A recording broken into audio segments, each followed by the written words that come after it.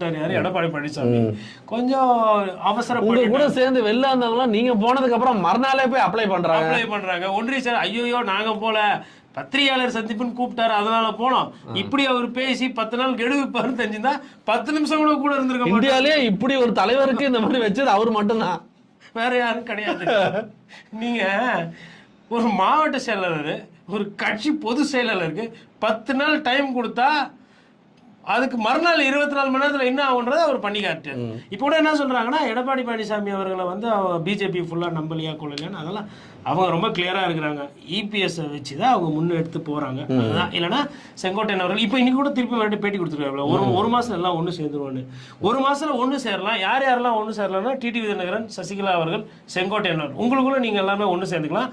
ஆனா அவரு எடப்பாடி பழனிசாமி உங்களை சேர்த்துக்கிறதா. ஆனா அப்படி பண்ணாலும் சசிகலா அவர்களை லாக் பண்ணிருக்காங்களே, லாக் பண்ணிருக்காங்க. நிறைய பிரச்சனை இருக்கு. யார் யாருக்கிட்ட மாட்டி